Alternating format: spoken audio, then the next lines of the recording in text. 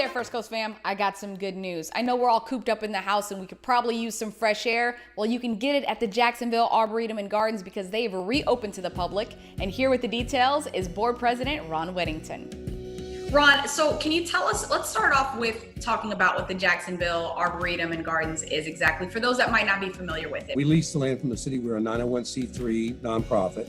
And really, it's just a place to walk your dog or walk by yourself and commune with nature a little bit.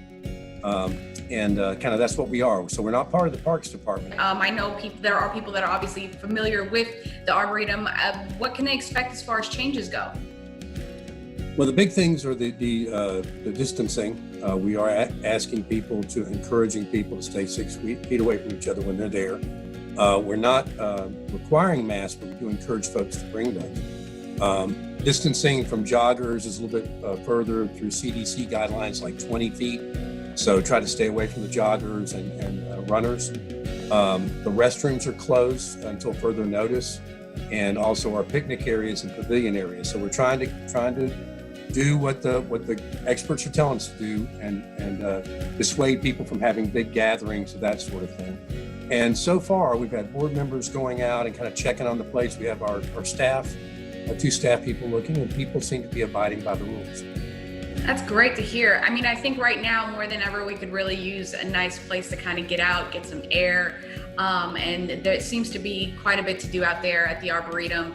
So can you tell us how people responded so far to the changes that have happened? Well, they've been, it was very interesting. When we first opened last Wednesday on Earth Day, we weren't really sure what to expect because social media people were begging us to open and saying, why aren't you open? Why aren't you open?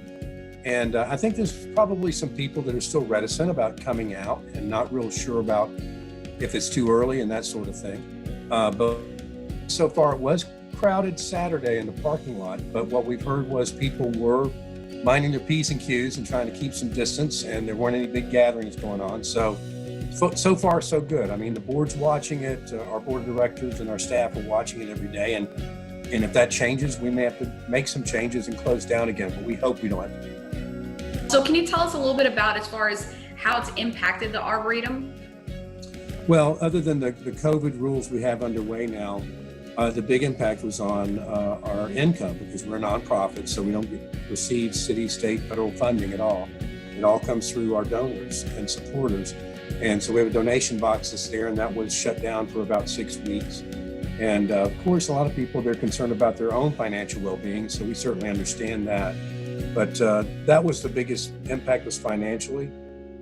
We're hoping people will support us. We don't require an admission, but we do ask or encourage folks to give us a $3 donation box when they come in. So can you remind people again where they can go if they'd like to donate, and where they can find more information about the Arboretum? Sure, just go to our website at jacksonvillearboretum.org. Thank you so much, Ron. Do appreciate your time. You stay safe out there. You too, take care.